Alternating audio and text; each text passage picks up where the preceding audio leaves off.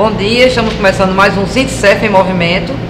Hoje estaremos conversando com o Dr. Leonardo, com o Dr. Wagner, com o Dr. Valério, né, cada um falando da sua área administrativa, civil, trabalhista. Valério fazendo uma análise aí sobre essa questão do Natal Luz, né, esse novo escândalo de corrupção, agora envolvendo em cheio o nosso município, no município de Natal.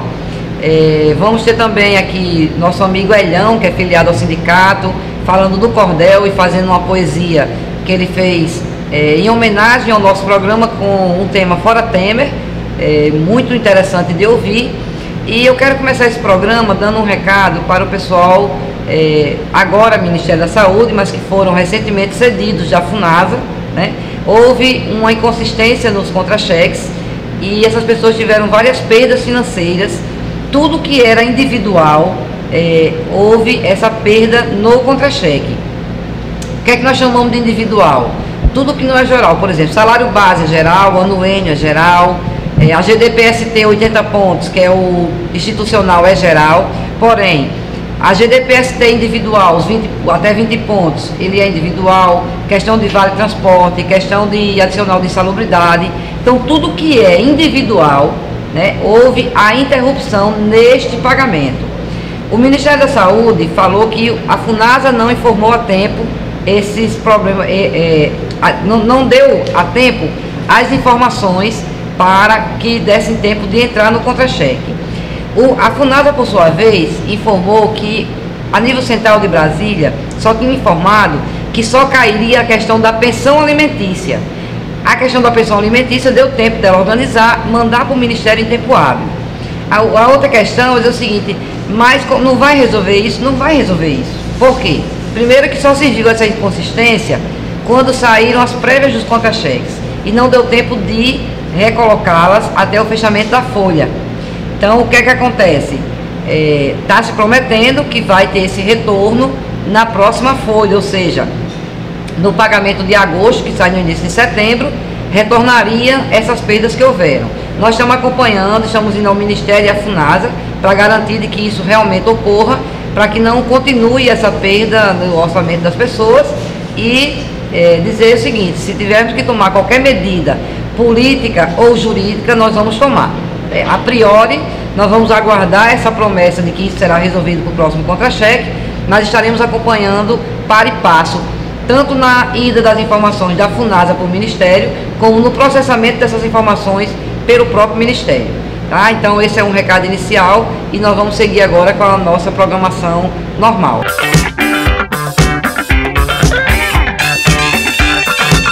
Estamos aqui com o Dr. Leonardo e hoje ele vai estar com um assunto bem interessante, que é lançamento indevido de despesa em cartão de crédito. Ao verificar que houve um lançamento indevido na sua fatura, imediatamente, se ainda ele não pagou, né, a fatura, for antes do vencimento, ele precisa entrar em contato com a operadora do cartão de crédito dele, né, informando desse lançamento indevido daquela compra ou daquele serviço que ele não contratou, certo? Dizendo que ele quer o estorno daquele valor. E a operadora tem por obrigação, né, no atendimento ao consumidor, ao final daquele atendimento, lhe dar um número de protocolo, né? Ele também precisa anotar a hora e o nome da atendente, porque isso vai ser importante se ele futuramente, né, ou logo após, aquela situação não for resolvida administrativamente, porque ele vai precisar demandar judicialmente. Mas vamos voltar ao ponto inicial. Ele comunica à sua operadora de cartão de crédito que houve aquele lançamento indevido na sua fatura. A operadora do cartão de crédito pode, naquele momento, dizer, não, realmente constatamos aqui que esse lançamento é indevido, vamos estornar esse valor. Ou ela pode dizer que não, entender que aquele lançamento é indevido. O consumidor, ele tem duas opções.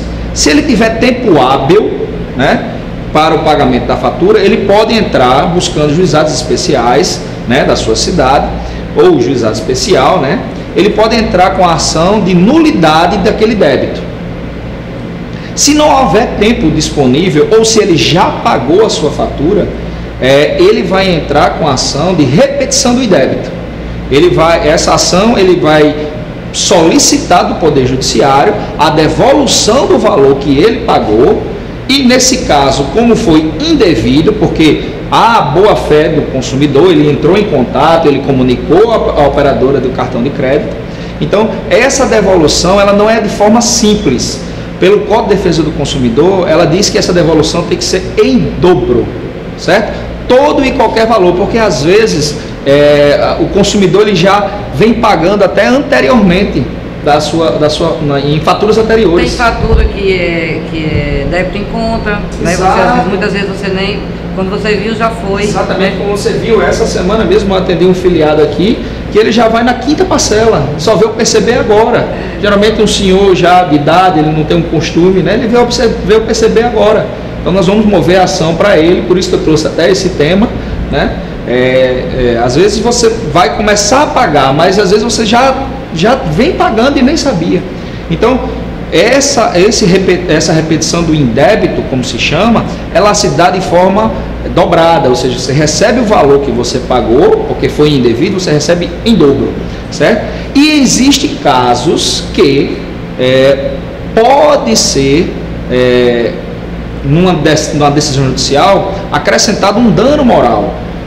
Como? Se aquele consumidor fez a solicitação para a operadora, ele entrou com a ação, não pagou a dívida, né? Ele não reconhecia, ele não pagou, mas mesmo assim a operadora vai e inscreve o nome dele em um órgão restritivo de crédito, né? Ou então ele passa a ser cobrado indevidamente, constantemente, por telefone, por correspondência, que é muito comum, constrangedor. As operadoras ligam o dia todo, de noite, final de semana, né? Tiram a paz da pessoa. Isso também leva um dano moral, certo? Que pode ser, né, nesse caso em específico, pode ser acrescentado numa decisão judicial, mas só a inclusão de uma dívida na sua fatura que você não solicitou, isso por si só não gera dano moral. Há que ter um constrangimento, há que ter alguma coisa a mais para que o Poder Judiciário, além da devolução em dobro, também determine um valor a título de dano moral para restituir o consumidor.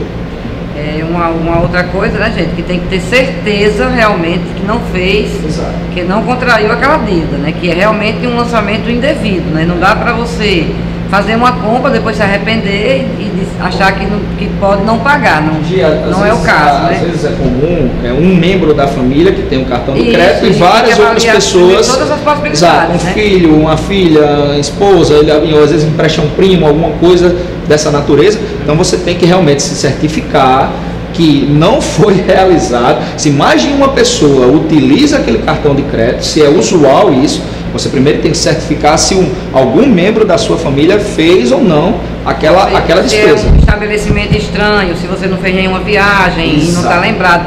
Primeira coisa, é você ter certeza de que realmente aquele débito não é seu. Não é seu. É a primeira coisa, né? Isso. Você tem que primeiro avaliar todas as possibilidades. Certificar-se que aquela despesa que veio na sua fatura mensal efetivamente não foi feita por você ou por nenhum membro da sua família que você tem acesso. Porque inclusive muitas vezes isso demanda uma ação policial também, exato, né? Às vezes o cartão de crédito manda investigar e aí fica também, o constrangimento é maior e você pode inclusive pagar, né? Exatamente, criminalmente, né? por uma seria o quê? Seria Você, nesse caso em específico, ele podia ser considerado como um falsário, né? Alguma coisa desse tipo, porque ele fez aquela despesa, né? E ele negou aquele crédito, né? Então tem que ter esse cuidado absoluto de que realmente aquela dívida não é sua, né? A primeira coisa é isso aí. Em não sendo, aí toma todas as providências, né? Conforme o doutor Leonardo falou aí. Primeiro comunica, tenta resolver. Administrativamente, que é o ideal. Em não sendo possível isso, aí não resta outra alternativa ao consumidor, senão procurar o Poder Judiciário. Ok. Obrigado, doutor Leonardo, e até o próximo assunto. Até a próxima.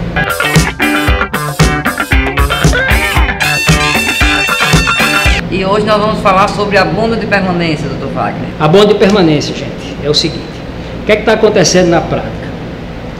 E está me preocupando. as pessoas estão deixando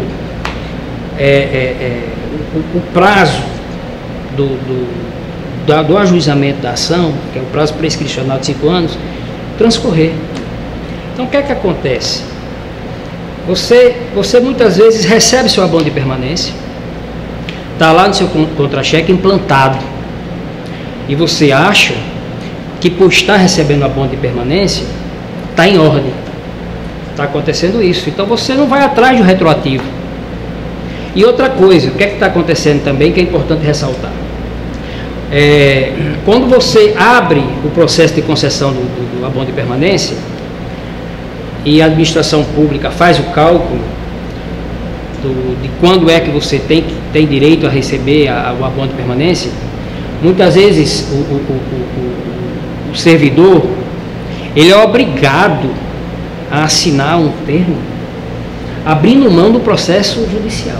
Veja só o absurdo. O servidor ele fica satisfeito em estar recebendo o abono de permanência. O que é o abono de permanência? O abono de permanência é simplesmente um benefício que o servidor recebe por estar trabalhando ainda no serviço público. Tem idade e opta por permanecer no serviço público. É repetitivo, mas é importante, porque às vezes a pessoa recebe e não sabe o que é. O que é o abono? O abono é uma vantagem. Você já tem os direitos, já adquiriu os direitos de se aposentar e optou em permanecer no serviço público. Você opta. Se você tem os requisitos da sua aposentadoria, não é obrigado você continuar trabalhando. Você vai lá na sua repartição pública e pede ao gestor para fazer o cálculo de quando é que você pode já se aposentar. Ele faz esse cálculo e diz: Gigi, você pode se aposentar a partir de dezembro de 2017. Ai, que coisa boa. Verdade. Cada presidente que entra aumenta 5 anos. Aumenta. A gente não tem direito adquirido a aposentadoria, gente. Eu vou já falar sobre isso. O que é que acontece? Você vai lá e recebe essa boa notícia, né? Só que você é jovem, ainda é uma pessoa que pode muito oferecer ao serviço público e opta em permanecer trabalhando, que é muito bom para a gente. E você não se aposentando, você, a partir de janeiro de 2017, passa a receber o abono de permanência. O que é o abono de permanência? Você não deduz mais aqueles 11% da Previdência. Digamos que o seu desconto previdenciário gira em torno de R$500. Gira em torno de R$500. O governo tira, ele coloca ainda a rubrica lá, em você pegar seu contra-cheque, você continua descontando os 11%. Só que em cima ele tem lá o abono de permanência. É o nomezinho todinho lá do seu contra-cheque, abono de permanência. R$500. E aqui embaixo, contribuição social, R$500. Então, você está recebendo o abono de permanência, que é o mesmo valor da contribuição social. Entendeu? Que dá 0 a 0. Que dá 0 a 0. Então, pegando seu caso, fictício, óbvio, que você iria se aposentar em dezembro de 2017. Então, você opta em permanecer trabalhando e, a partir de janeiro de 2018, você passa a ser beneficiário do abono de permanência. Então, você não vai mais pagar previdência ao governo. Os 11% você não vai mais pagar ao governo. É uma forma do governo, ainda um benefício que ele te oferece, para você permanecer no trabalho, você ser uma força de trabalho. O governo, é claro que é lucrativo, que ele não vai fazer concurso público, não é isso? Ele vai usar a sua experiência de trabalho. Enquanto você não tiver a compulsoriedade, enquanto você não tiver os requisitos da aposentadoria, aquela aposentadoria obrigatória, que é os 70 anos, e tem a tese da lei da Bengala, que é os 75, né? Que é muito, que chegou a isso. Eu quero chamar a atenção para essa questão que você colocou aí do abono de permanência, mas isso também se aplica a qualquer valor que a administração pública lhe deva. Né? Umas férias que não foram pagas, uma licença que foi descontada indevidamente, que ela tem que lhe devolver. Fique vigilante, né? E não espere o tempo passar e prescrever e o dinheiro ficar para a União. Né? Procura assessoria jurídica, qualquer dinheiro que a administração lhe deva e que ainda não tenha pago e que o tempo vá passando, você tem que procurar assessoria jurídica para entrar, para pedir esse valor de volta, né? Isso serve para qualquer ação, inclusive para essa do abono de permanência, que é a que tem mais casos, vamos dizer assim, né, vai? Abono de permanência, mas como o Gigi agora chamou a atenção, não só abono de permanência, outras verbas que o governo pode reconhecer que te deve e você fica aguardando na sua paciência que o governo, logicamente, te pague, e mês a mês você vem verificando que aquilo não vem no seu contra-cheque, procura o judiciário. Ok, obrigada, doutor Wagner. Então fica aí de olho, ó. Quem que tiver qualquer dívida, a União tiver qualquer dívida com você, não espera o devo não nego, pagarei quando quiser, não. Então, doutor Wagner, muito obrigada e até o próximo programa.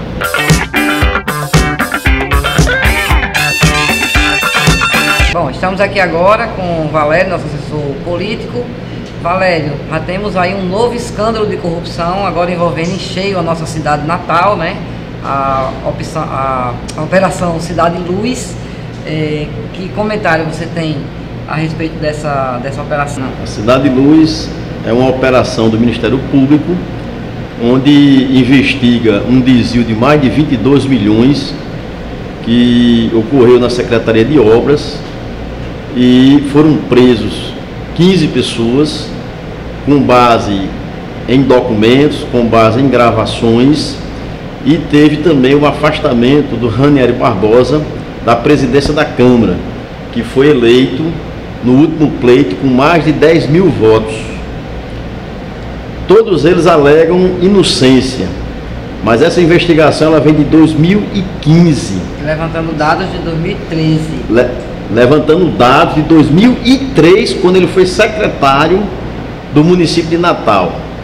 Desde 2003 que essas empresas vêm atuando, inclusive empresas que não são de Natal.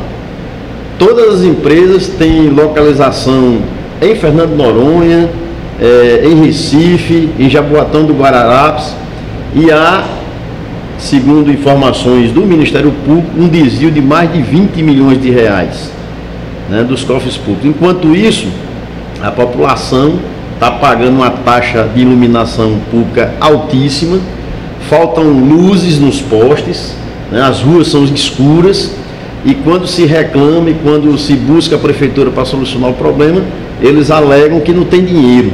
Mas lá na conta de luz de todo o filiado do Sintcef, de toda a população do Rio Grande do Norte, está lá, né, da população de Natal, está lá o desconto da taxa de iluminação pública. E aí é onde a gente vê por que é que não tem lâmpadas para se colocar nos postes, né?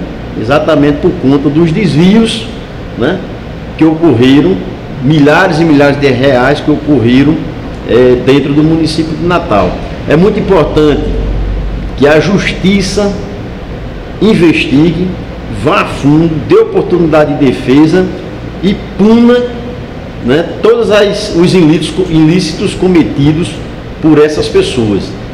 Houve inclusive a prisão, né, do filho do ex-governador Geraldo Melo, né, que também atuava nesse esquema denunciado pelo Ministério Público. E que avaliação política você faz? Por que estourou esse escândalo neste momento? Que avaliação política você tem sobre isso? Me parece que isso tem a ver com 2018.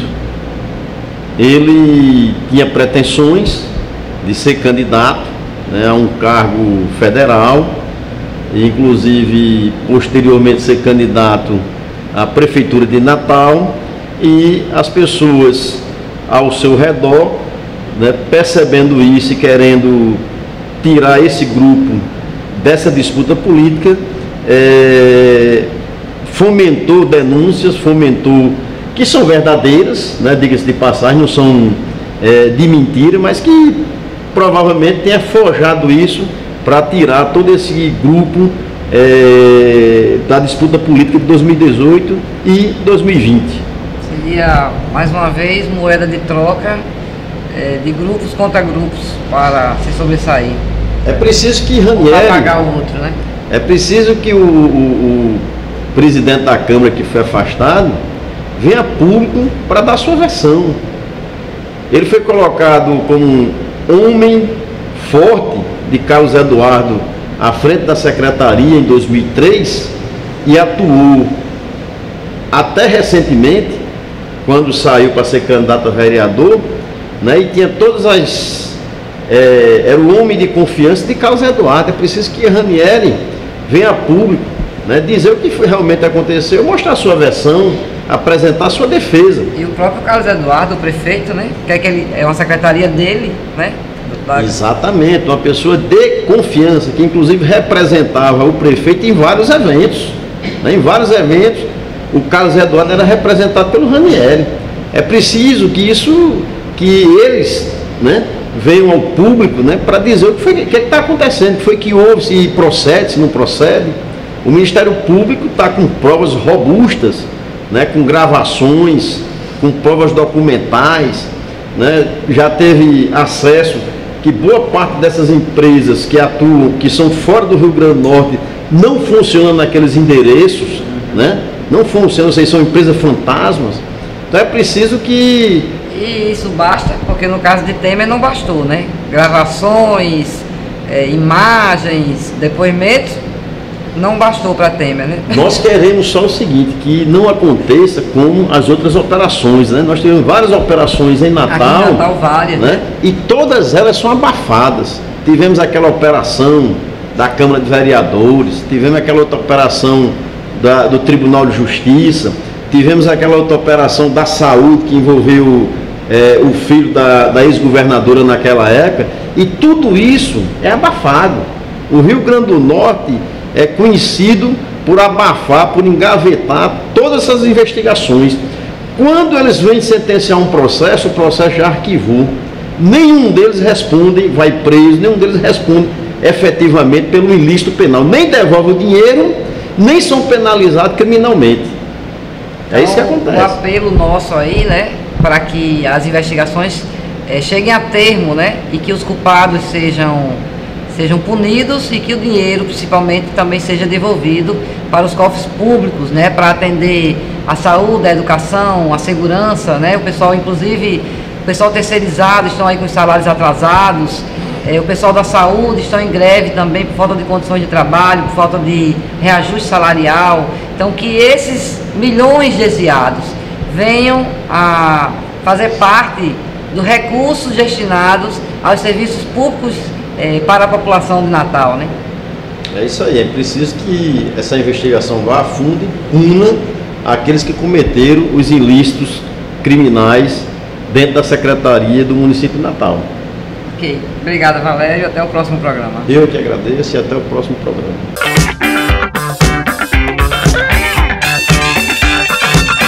E hoje no nosso quadro cultural, estamos aqui com Elhão, né, como conhecemos ele aqui, filiado do nosso sindicato, trabalha nos órgãos fazendários, e Elhão vem apresentar aqui a sua arte, que é o cordel, não é isso, Elhão?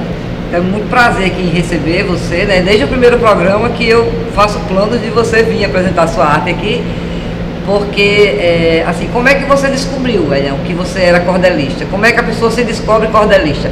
Porque eu não consigo rimar casa com bola, né? É uma coisa desgraçada, eu não consigo fazer isso de jeito nenhum. Já tentei quando era mais jovem, né? Mas eu não consigo, não. Como é que você descobriu que você tem esse dom? Que rapidamente surge, assim, você consegue fazer essa poesia, esse tipo de poesia? Gi, primeiramente eu queria demonstrar aqui a minha gratidão por esse convite, né? Porque se trata de uma oportunidade muito boa, né, para o cordel, né? E visto que aqui em Natal e no Rio Grande do Norte nós não temos apoio, né, do setor público, né, do poder público, né? E aí vem o sindicato e abre esse espaço para a gente. Eu acho isso muito interessante. Aliás, deve ser o primeiro programa que faz isso, né? Então você está de parabéns. Bem, a questão do meu envolvimento com o cordel, como acontece com outros poetas, né? Isso vem de família, né? Então minha avó costumava contar a história para mim na rima. Às vezes era a fofoca do meu avô, né? Que ela cismava que meu avô tinha um chameio com uma vizinha, e ela contava essa história, né? Através da rima, né? Então, por aí eu comecei a aprender até um gostinho, né? Às vezes eu ia para a feira, e na feira eu procurava aqueles folheteiros, né? Que vendiam os seus cordéis, seus romances, né? na poesia, né?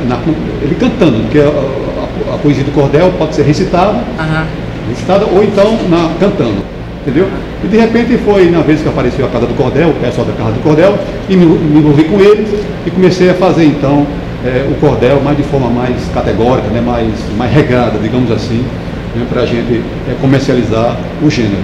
Mais científica, assim com mais critério, né? Antes você fazia, vamos dizer assim, adoidadamente, daí começou a fazer mais voltado para isso. Porque o cordel, ele passou muito tempo adormecido, né? Eu lembro de cordel de quando eu era criança e depois vim ver cordel novamente, eu já adulta. Então assim, ele passou muito tempo esquecido, né? Então ele ressurge hoje com força. Hoje você, em qualquer tipo de expressão popular que você vai, tem cordel, né? E o cordel hoje, ele está sendo utilizado até como uma medida educativa, né, para fazer educação formal, educação informal, né? Então isso é muito bacana, né? É verdade, né? Alguém já disse que com a internet, né, o livro, o papel, né, tudo aquilo que for escrito, né, em papel, estaria fadado à morte, né, a não ter mais continuidade.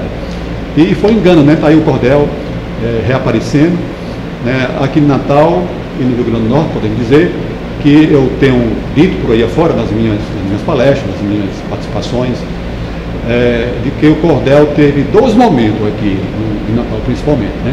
Antes e depois da existência da Casa do Cordel. Sim. Né? Então, antes da Casa do Cordel, tinha alguns poetas soltos por aí, mas com o surgimento da Casa do Cordel, aí houve essa referência e houve esse encontro, um espaço onde as pessoas, os poetas vinham, se encontravam, debatiam, e aí nessa discussão, né, e nessa oportunidade que a gente foi tendo, né, que ali poderia ser vendidos nossos cordéis, nossas obras, foi que se criou, se pensou em organizar, né, o cordel no Rio Grande do Norte. O cordel também é um instrumento pedagógico, né? Na medida em que eu estou diante de um povo, diante de uma plateia, né, recitando o cordel, eu estou, de certa forma, levando a minha lição pedagógica. O cordel eu também tenho tratado e concebido como um instrumento terapêutico. Eu vejo pessoas se cuidando, né, da sua dor emocional, da sua depressão, fazendo poesia do cordel. E vamos aí mostrar a sua arte aí. Certo. Minha gente brasileira, venham aqui denunciar. O governo do Brasil não dá mais para aguentar, só se vê desmantelo e corrupto para roubar. No comando está o Temer, presidente da nação, envolvido até o gogó com propina e corrupção, juntamente com políticos que lhe dão sustentação. No Senado faz manobra para arquivar qualquer processo de denúncia para apurar todo o ato seu perverso de desvio de conduta de poder que tem excesso. E na Câmara Federal também faz arrumadinho, juntamente com Rodrigo, outro maia safadinho que defende as reformas só para lascar nós todinho. Aposto nos sindicatos que defendem operários e também os servidores que vivem dos seus salários são nossos representantes e não esses salafrários. Eleições diretas já é o outro grito pertinente. Se não for dessa maneira, o problema segue em frente, elegendo mais um coja da gangue do presidente. Afinal, dei meu recado, me despeço aqui agora, minha luta segue em frente e já passa até da hora do povo ser o poder para o Temer cair fora. Mas o cabra é insistente, nunca vi tanta demora do Temer criar vergonha e depressa ir embora, sob vaia, sob o grito, fora Temer, Temer fora. Perfeito, Edson, perfeito. Muito obrigada pela sua presença. E chegamos ao fim de mais um programa. Semana que vem tem mais, com mais entrevistas, com mais debates, com mais informações para vocês.